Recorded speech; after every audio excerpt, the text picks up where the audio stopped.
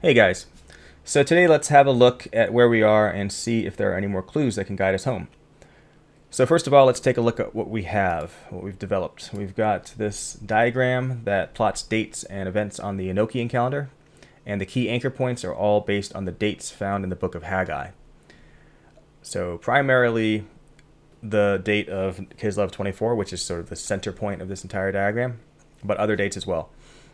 And that center point date of Kislev 24, which is the 24th day of the 9th month, that corresponds to January 11th, 2024, as we've shown in the past. We think that for a couple of reasons, one of which is celestially, that date, January 11th, 2024, happens to be the center point of a massive symmetrical structure of blood moons and solar eclipses. Going back, I don't know, 100 years, 1,000 years, I'm not sure. It's a very, very long time. They plotted here back to like 1949 and forward to 2098.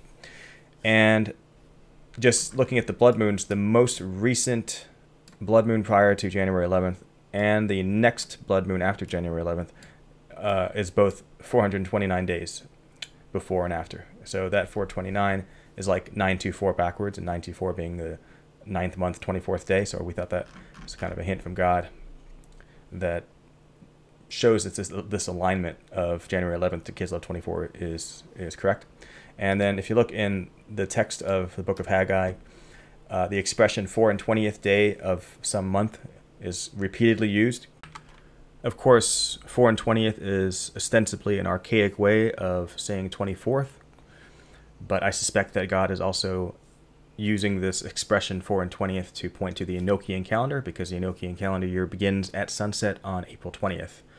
In other words, 420. So you have this repeated use of 4 and 20th, I think, pointing to that. So the Book of Haggai is really simple. It's only 2 chapters. It's got a very simple structure. The word of the Lord comes to Haggai 3 times, and each one on a separate date. So the first section, the first word of the Lord, is in Haggai 1, verses 1 through 11. And that comes on the first day of the 6th month, which corresponds on the Gregorian calendar to September 19th, which was when the child asteroid Revelation 12 sign occurred. And we have that mapped here in our diagram. The points where Haggai is, the dates in Haggai are intersecting with this diagram are in red. So right here on September 19th, you have the child asteroid Revelation 12 sign. So that corresponds to the date when of the first day of the 6th month, which is when the first word of the Lord comes to Haggai. All right, and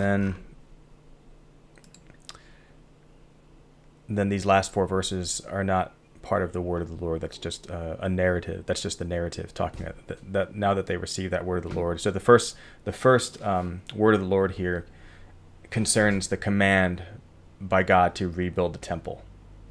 Okay, so it contains 11 verses, and then these last 4 here are just the narrative saying, okay, now that they have that word to rebuild the temple, they obey the Lord and start building the temple. So then you go to chapter 2, and you have the next word of the Lord that comes right here, and it's in the first 9 verses. Here in chapter 2, and it comes on the 21st day of the 2nd month, which maps to November 9th, which is mapped right here.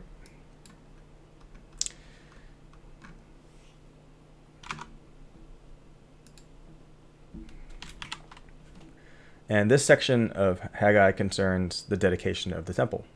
It's titled here in the King James Version, the coming glory of the temple. And this word of the Lord contains 9 verses. So the first word of the Lord contains 11 verses, and the second word of the Lord contains 9 verses. So you have a 11-9, which just happens to match the Gregorian date that we just saw in the diagram, which is the date that corresponds to the Enochian date given in verse 1. As a side note, from November 9th to the 276 sign is exactly 1 month and 19 days. So there's another 119. Now the number 119 represents many things, but in this context, it mainly has to do with number 1, the rapture, and number 2, the dedication of the temple.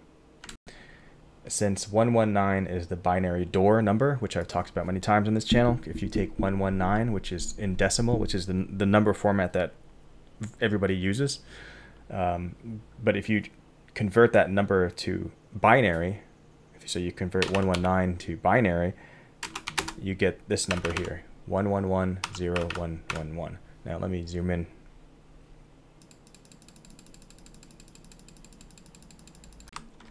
So what does this binary number have to do with the rapture? Or why do we call it a binary door? Well, because the number itself resembles a door. Like if you look at either side, you've got these 3 ones, which are kind of like the walls on either side. And then in the center, you've got the 0. And the 0 represents a door because, you know, you can go through a 0. So in that sense, this entire number resembles a door. And so this is a door to what? Well, it's representing the door to heaven. So in that sense, it's connected to the rapture. Of course, there are other binary door numbers like 101 or 11011. It's just, you know, you add another 1 on either side. It has to be symmetrical for it to be valid. Now, 101 is, of course, even in decimal, it represents a door. But if you look at it as a binary number, it's equal to 5. If you look at 11011 as a binary number, it's equal to 27, which is probably why Acts 27 is in that chapter. And then if you have 1110111, that's 119, which is why we're looking, or why 119 is connected to the rapture, because you're going through that door there. Now, why is it always about 119 and not these other binary door numbers? Why does Scripture tend to use that one? Well, for a number of reasons. First of all, this binary door number resembles a menorah. So you can see like 3 candles on one side, 3 candles on the other side, and then the center candle forming like the 7-candle menorah there. And remember, the center candle represents Christ. He's always the, it's the 4th candle, and and this is also the door here with the 0 there. So, you know, Christ is the door. He says, I am the door. So yeah, the 119 represents this menorah as well. And, you know, the menorah points to, you know, is connected with Hanukkah, which is connected with temple dedication. I mean, Hanukkah, the word itself means dedication. So yeah, 119 is referring to the rapture, refers to dedication of the temple, especially in this context that we're looking at it today. It has other meanings as well. I mean, if you just look at the biblical numbers involved, the 11 refers to chaos, disorder, trouble, and then 9 usually refers to finality or final or end. So in that sense, it's kind of like final trouble or final chaos, end times trouble, like the Great Tribulation. So a lot of times 119 seems to telegraph that notion. But like I said, in this context, in Haggai, we're just going to look at it in the sense of rapture and dedication of the temple. So yeah, the second word of the Lord here that came to Haggai has to do with temple dedication. Now the third word of the Lord that comes to Haggai starts here in verse 10, begins at verse 10 and ends at verse 19, which is actually another 119, because if it starts at 10, ends at 19, that's 119. And this word of the Lord comes on the 24th day of the 9th month. So this is where we get the Kislev 24 date from. That maps to January 11th, 2024. And this section of Haggai, this word of the Lord, has to do with the cleansing of the defiled temple and a blessing, which is really amazing because January 11th was 2,300 days after the 2017 Revelation 12 sign, fulfilling Daniel 8:14, which mentions cleansing of the sanctuary after 2,300 days.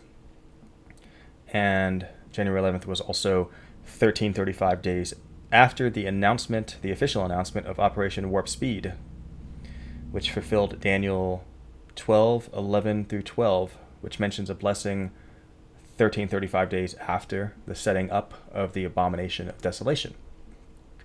So I'll just leave that to you to figure out what that implies. And since the temple was cleansed on that date, then its dedication, our dedication, could begin the next day on Kislev 25. Of course, that's the traditional date of the first day of Hanukkah. And I covered that whole 15-day dedication process in some of my older videos, so you guys are free to check those out if you want the details on that. Interestingly, Daniel 8:14, the verse I just mentioned, which involves the cleansing of the sanctuary after 2,300 days, happens to be the 238th verse of the book of Daniel, which is, and 238 is 119 times 2.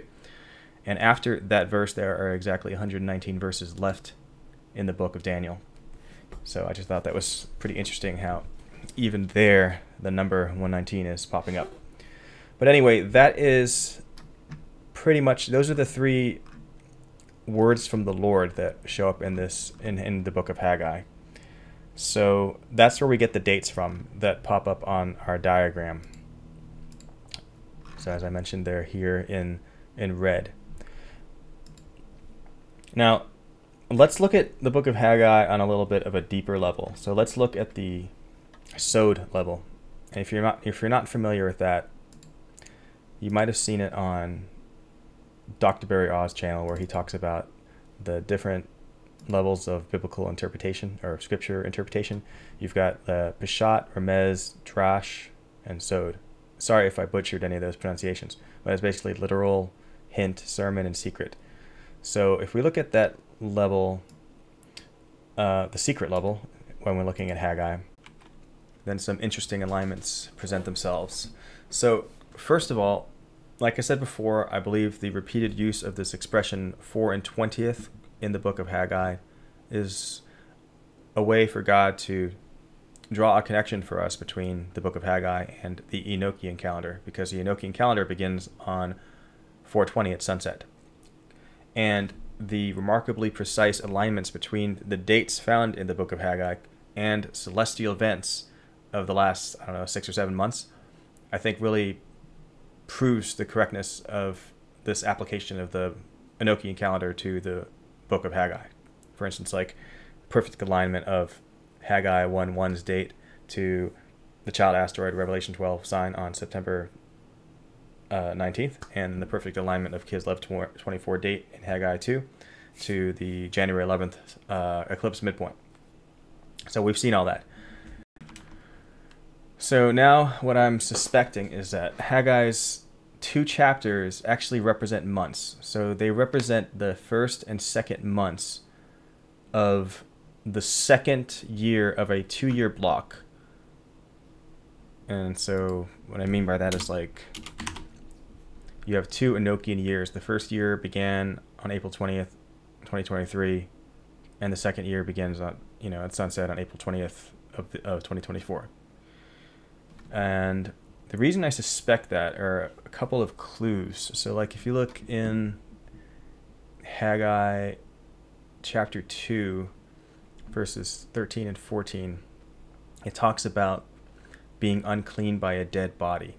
So this is, I think, it's like telegraphing second Passover. So in Haggai 2:14, God tells Haggai, so is this people, so is this nation before me. In other words, they are unclean by a dead body. And second Passover, the scriptural date of observance is 2nd month and 14th day. So you've got this, I think, reference to second Passover, this like kind of secret reference to it in, chapter 2, verse 14. And second Passover is the 2nd month and 14th day. And I don't think that was by accident. So that's like the first thing that made me suspicious about this idea. And the next thing is that this idea that these chapter and verse numbers are actually month and day. Now, the next thing is, if you go to, like I said, I think this is supposed to be the 1st and 2nd months of the 2nd year of this 2-year block. Well, the very first verse of Haggai says, in the 2nd year. Well, in the 2nd year of Darius the king, but I think that's like the sod level, right? The secret level, in the 2nd year. And, we've already established how closely this book is linked to the Enochian calendar. So he's kind of saying in the 2nd Enochian year. And I think that's a hint for us who would be decoding this book in the future, in the far future. So anyway, if this is true, this theory, then that means that it's logical to conclude that the final verse of Haggai, which is Haggai 2:23, refers to the 23rd day of the second month. And in that verse it says, "In that day will I take thee, O Zerubbabel."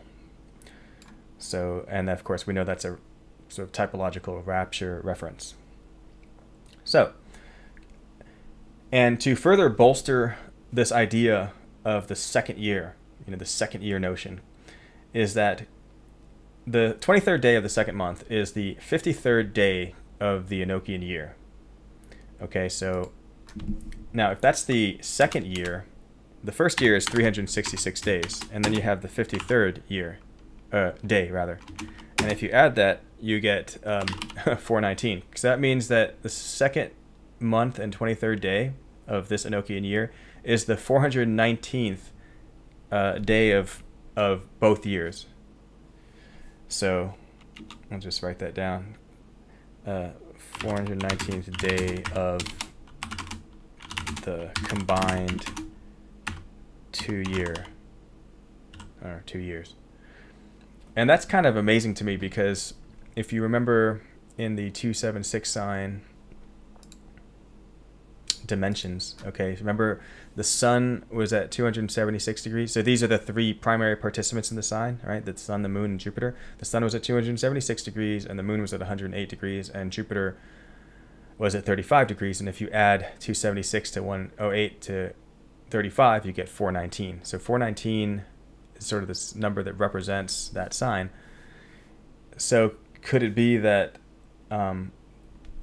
encoded within the 276 sign itself was the number of days to the rapture? It's a pretty exciting thought. Now, if you don't know what I'm talking about when I say 276 sign, if you just go to my channel and go to the last video I made before this one called Putting Together the Final Pieces of the Puzzle, just if you watch like the first 15 minutes of that video, it goes over the 276 sign. So it's just a sign that happened in the sky at the end of last year in December. All right, so the 23rd day of the second Enochian month is June 11th going into the 12th on the Gregorian calendar. That also just happens to be the first day of Shavuot on the rabbinical calendar. So June 11th is day number 49 of the Omer count. And, remember the Omer count has to do with the barley harvest. So when you start the Omer count around, I guess, Feast of First Fruits, then that's the beginning of the barley harvest. And then when you get to the end of it, which is day 49, that's kind of like the end of the barley harvest. And then the day after is day 50, which is Shavuot. So June 11th is actually day 49 of the Omer, and June 12th is Shavuot. So I believe that the bride is the quote-unquote main harvest of the barley. So in the first fruits, main harvest, gleanings, harvest model, I think that the bride is like the main harvest, and we correspond to the rapture. So Brother Jeremiah and I authored actually a mini study on the harvest pattern of barley, wheat, fruit.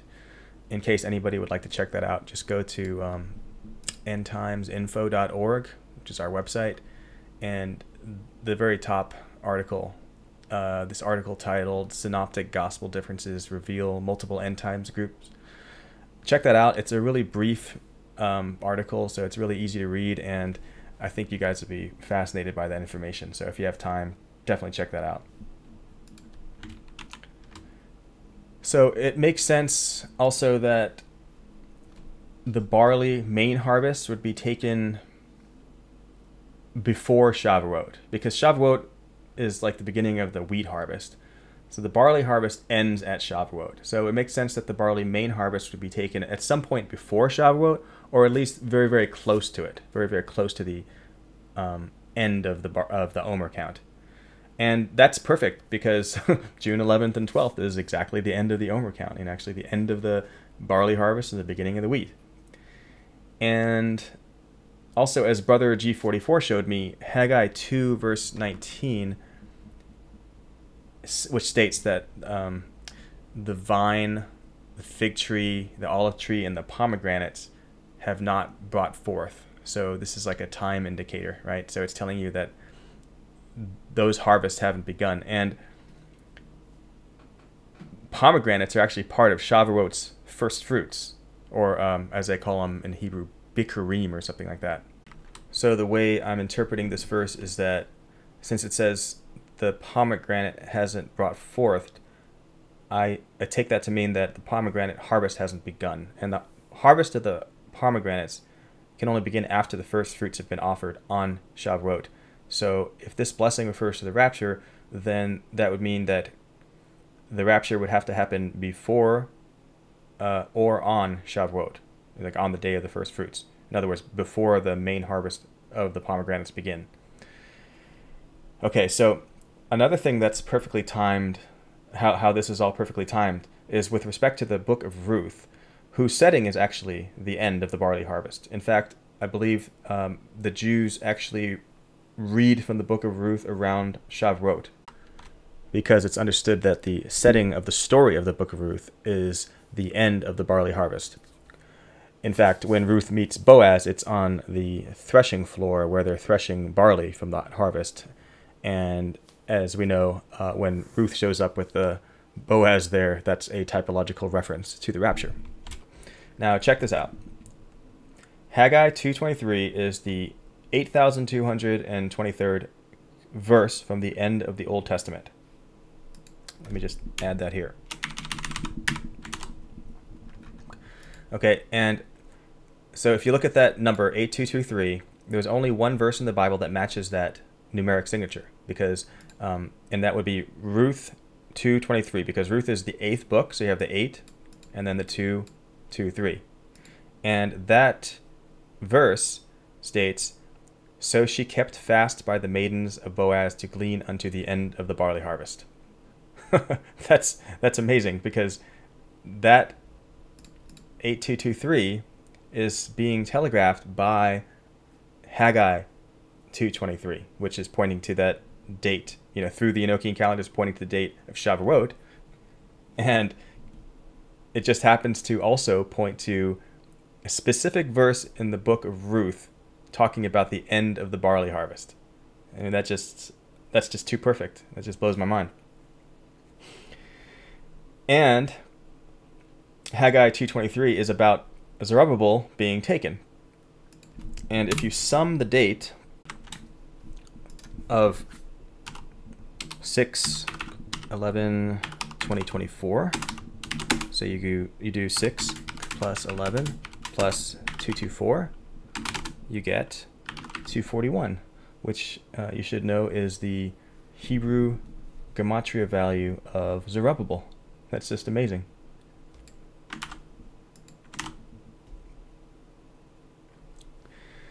Now, June 11th, or 6/11, also happens to be a rotated 119. So, for instance,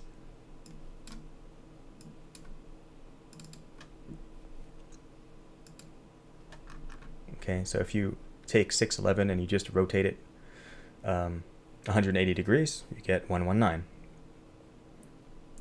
And remember that 119 and 241, so 119 degrees and 241 degrees, right? 241 is the Hebrew gematria value of Zerubbabel, creates a circle, because 119 plus 241 equals 360 degrees. Now remember, that should make you, if you've seen some of my other videos, remember that this is also manifest in the 276 sign, because the difference in the ecliptic longitude of the sun to the ecliptic longitude of Jupiter was 119 degrees on the short side of the ecliptic, and then on the longer side of the ecliptic it was the 241 degrees. So that's just amazing, that all of this is just manifest in the 276 sign's dimensions. Okay. And in the last video, we were looking at 5/29, May 29, as the possible date of the rapture. We were wrong, but a lot of the hints that pertain to that date such as, for instance, we were looking at Strong's Greek 529, which is meat. Let me pull that up real fast.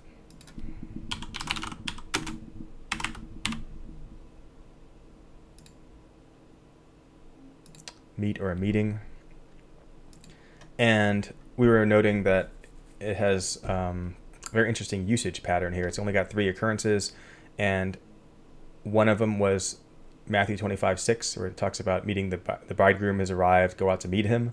And then the 1 Thessalonians 4:17, meeting the Lord in the air. And then Acts 28:15, where Paul and the people he's traveling with meet the brethren south of Rome. And that voyage is a voyage to stand before Caesar, in other words, to stand before the king. So that whole voyage sort of telegraphs the journey to stand before Jesus. So that meeting there, we thought that corresponds, that narrative element corresponds to the actual rapture. Anyway, so the fact that we were looking at, 529, May 29th, as the rapture date, caused us to look at that Strong's number very closely. But this is all still very much relevant, all the 529 stuff that we found, or at least probably most of it, because as Brother Jordan informed me, 6/11, June 11th on the Gregorian calendar happens to be 529 on the Julian calendar. Thank you, Brother Jordan, for pointing that out. And it's amazing because, like I said, in the Acts 27-28 voyage, it ends with that meeting, that using that word 529. And the Acts 27-28 voyage begins. Let me go to Acts real fast. It begins with it telling you that they delivered Paul to a centurion named Julius. Now, this is the only time only in this narrative is this name Julius ever mentioned in the Bible. And I think that's another secret, a sewed level hint to the Julian calendar. So it's amazing to me that it mentions here, so it's hinting at the Julian calendar, and then at the end of the voyage where they meet the brethren, because remember that marks the end of the voyage just south of Rome, here in 28:15, meet. That meet word is Strong's 529. So if you put that together, it's that's Julian May 29th. And what is that? That's Gregorian 6/11, Gregorian June 11th. So that is super cool. That is really like a nice, precise alignment, and it brings all of the clues together. It brings the clue, the very, very first verse of this Acts 27-28 narrative, gives you the hint of the Julian calendar with the Julius, the name of the centurion, and then the Julian date is given in the word that's used when they meet the brethren in Acts 28:15, in the Strong's number of the word, 529. So, and since 6/11, or June 11th, is the Julian 529, all those verses we found in the last video that pointed to 529 still apply. For instance, how the first time Noah is mentioned in the Bible, it's mentioned in Genesis 5:29. Or the other one we found, which was Book of John, chapter 5:29. And shall come forth they that have done good unto the resurrection of life, and they that have done evil unto the resurrection of damnation. And the verse just prior to this one is talking about, for the hour is coming in which all that are in the grave shall hear his voice. So coming forth means coming out of the graves here. So this is in the rapture verse. So next, if we plot that date of Enochian 2:23 on the diagram, as you can see here, it's plotted as another leaf node thing. amazingly, it's exactly 153 days after the diagram center point date of Kislev 24, January 11th. So yeah, what are the odds? And of course, all of this is a symmetrical diagram, so all of these nodes here, or leaves, have a corresponding mirror date, and this one is no exception. The corresponding mirror date to Enochian 223 is 8/11, August 11th, which amazingly happens to be the 223rd Gregorian day of the year and the 3rd month 22nd Enochian day since the start of the Enochian year, which is mind-blowing because 223 is so strongly manifested twice here in this date, which is the mirror date to Enochian 223. So this is more calendar magic. I don't know how it works, but there's obviously some kind of divine math or something going on here. But that just blows my mind. And if you add up the day spans here, now these are the number of days between each mirrored pair here, you get 1446. And 1446 BC is the year of the Exodus. And the rapture would be the second Exodus. And something I notice is that the more I add to this diagram, the more it starts to take the shape of Noah's Ark. Sort of, kind of. Makes me wonder if God has us building an ark here. All right, so the next thing is date durations that I wanted to show. Okay, so this is like the number of days from certain events to our date here of June 11th and 12th. And one thing that I noticed is that pi seems to manifest a lot. And we've looked at a lot of stuff having to do with pi and circles in past videos. So there's something going on. There's something going on with pi and circles and these calendars that I don't fully understand, but I can sort of perceive it a little bit. So just a reminder, pi of course is 3.14. So 314 is sort of the popular signature, I guess, numeric signature for pi, and then 227 as well, because 22 divided by 7 is the classic pi approximation ratio. We talked a little bit about that in the last video as well.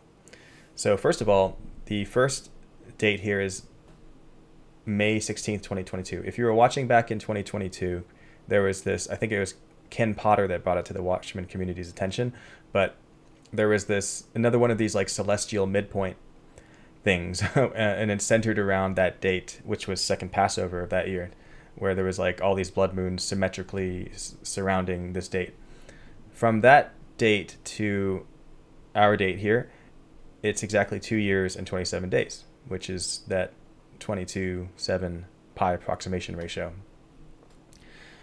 The next one is from the wedding ring eclipse date to our date of 6/11 going into 12th is 241 days. Now remember, 241 is the Hebrew gematria value of Zerubbabel.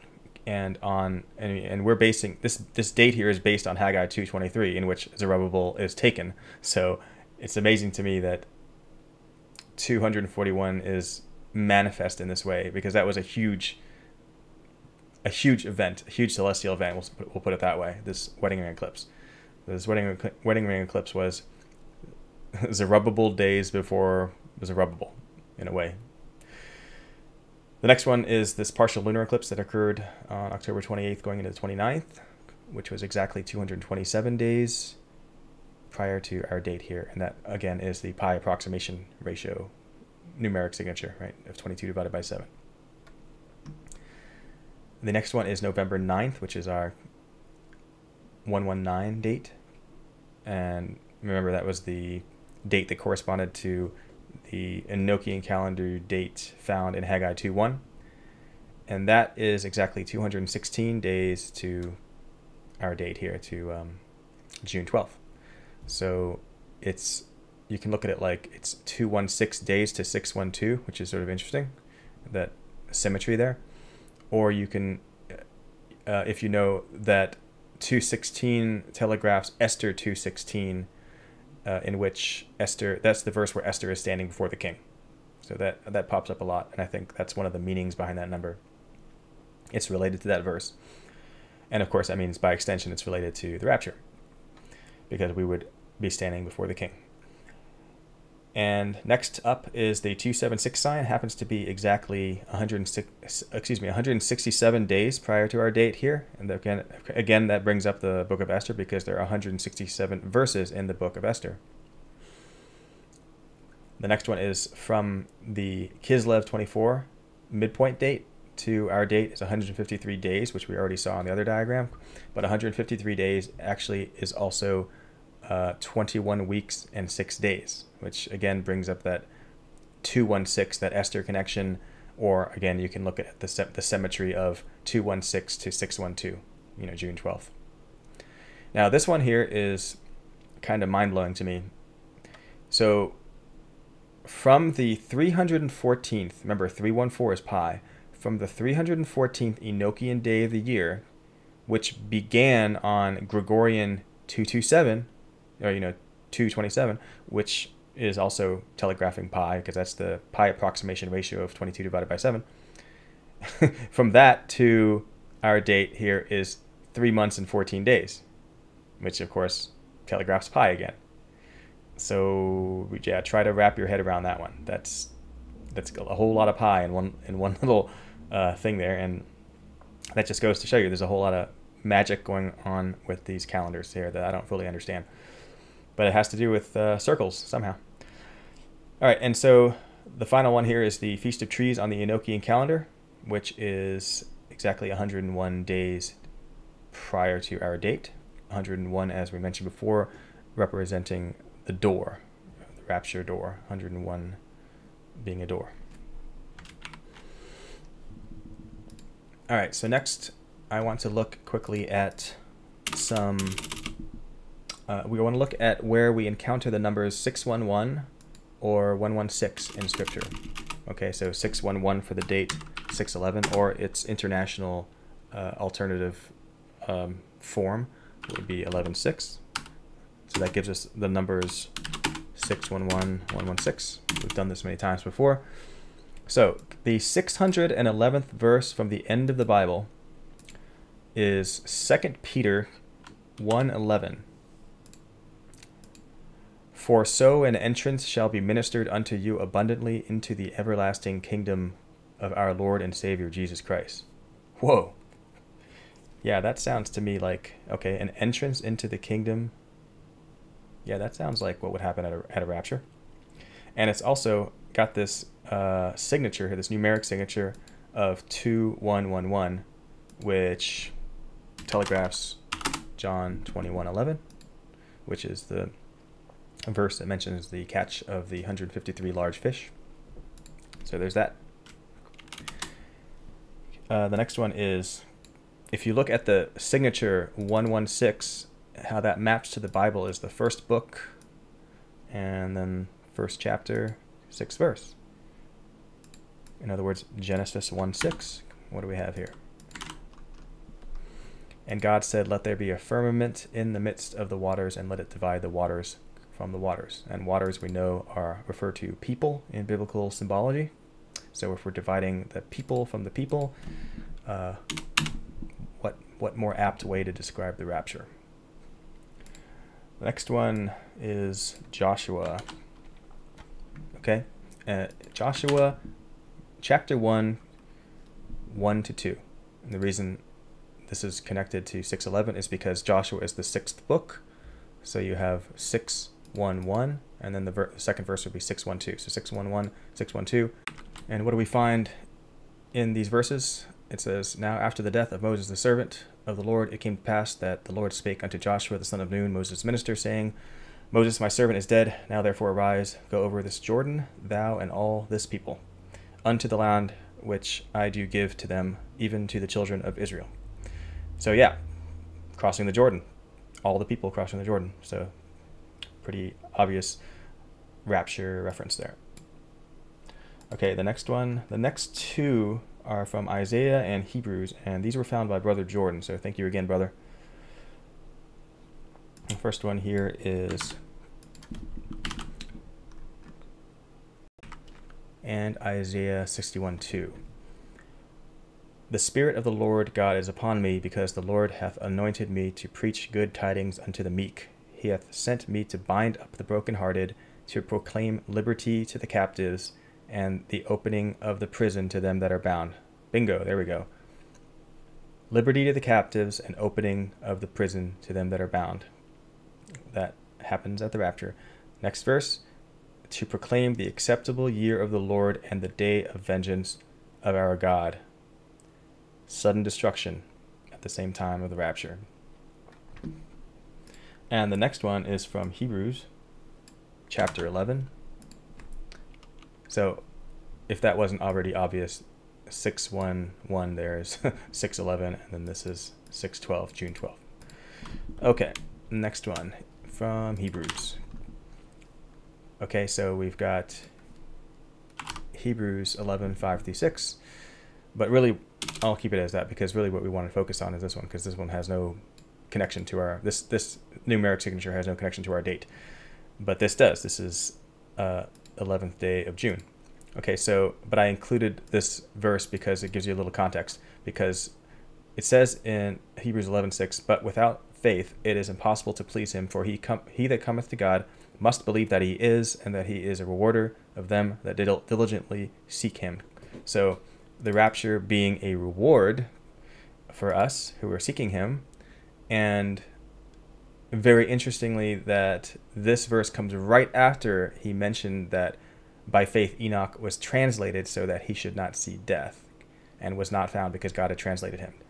So in other words, right after this rapture verse, you know, about Enoch being taken away and not experiencing death, we have this verse 11:6, which refers to a reward. So yeah, that was a pretty cool find by Brother Jordan.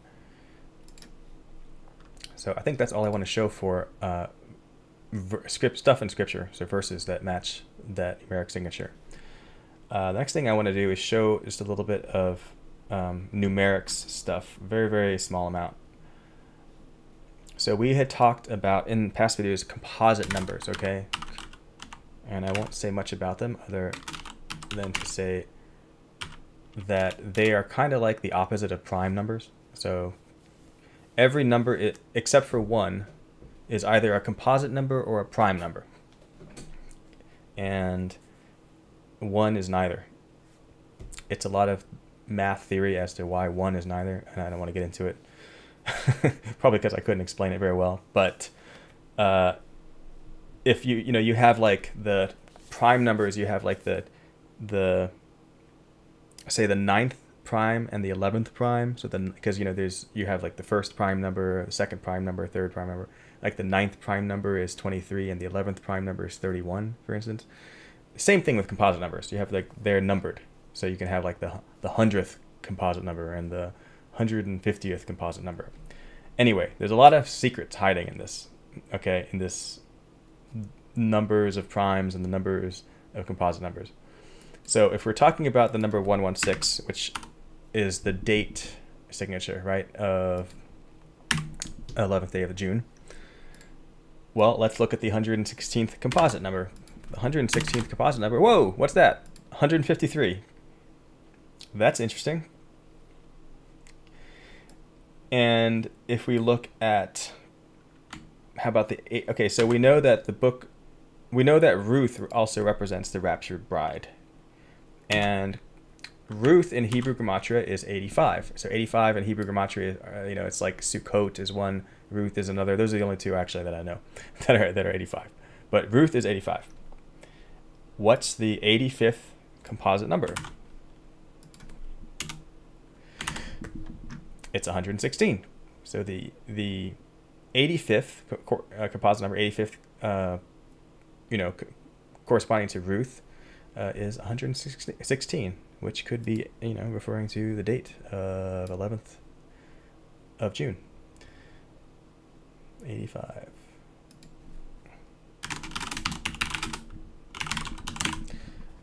All right.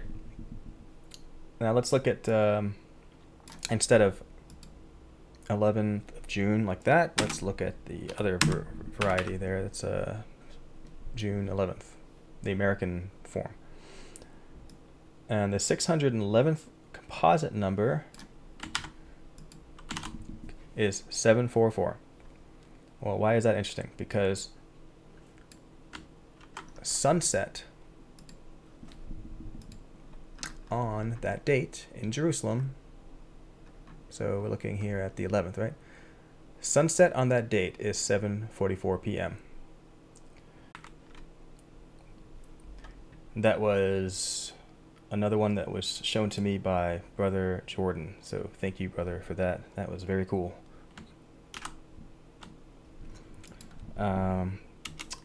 The next one is only interesting to me in light of the fact that we've seen so much pi stuff pop up in conjunction with this date, as we've seen.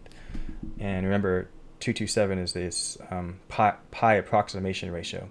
And we've talked about number incrementing and decrementing in past videos, which is a way that certain things can be hidden. I just found it interesting that if you take that pi approximation ratio numeric signature, which is 227, and you do a simple decrementing on it, which is arithmetically just subtracting 111, you end up with 116, which is that 11th of June date again. And yeah, again, I just think that's interesting, mainly in light of the fact that so much pi stuff seems to be popping up in conjunction with that date, as we've seen on the date durations and other things. Okay, so now I'd like to quickly take a look at the sky. Let's see the celestial view of this date. So here we are in Stellarium. Let me just maximize this. I guess this will work. And yeah, so here we are. This is the date, June 12th. Actually, I just put it back to June 11th. But it doesn't really matter because the same thing is seen on both dates. It's very conspicuous what's going on here in Taurus. There's a lot of activity in Taurus. And remember, Taurus usually corresponds to, it's like the bull, so it corresponds to judgment. I mean, I'm not an expert on this star stuff. You guys can comment on this. But this looks very, very clearly pointing to judgment. You've got the Sun, Venus, and Mercury on both of these dates, right smack dab between these horns here. And you've even got Jupiter down here by the throat area. And I believe you have Uranus back here, like just having entered, like in the last few days, this constellation of Taurus, because this red line here is the constellation boundary.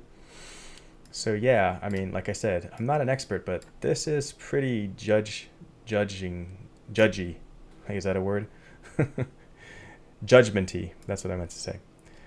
So yeah, that's the sky on those days. So it looks like judgment is on the way.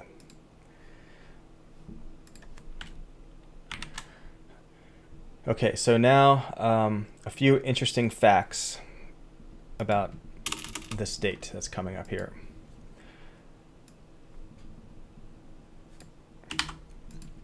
Okay, so June 11th going into the 12th is at the very end of the 119th week since the Ukraine invasion in 2022, which is what started the war over there.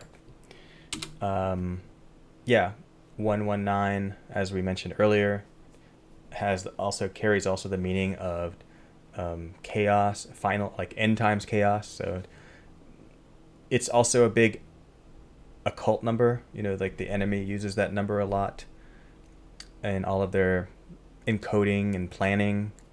I don't want to get into that too much, but another thing having to do with that that date is, if you've ever heard of the iPet Goat 2 short video, which is kind of like a satanic prophecy,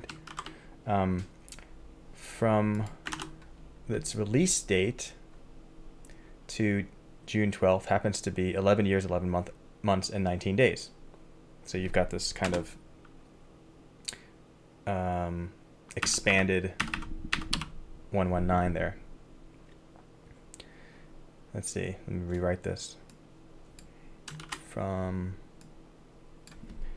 I pet goat 2 release date. There we go. So I thought that was kind of noteworthy. And since the subject of I pet goat 2 is the second 9/11, let's talk about 9/11 though, and how it pertains to this date. So from 9/11 2001 to, a lot of people know this already, from 9/11 2001 to 3/11 2020, remember that's the date where the WHO declared the pandemic. That was exactly 222 months. Now from that date to June 12th is exactly 222 weeks.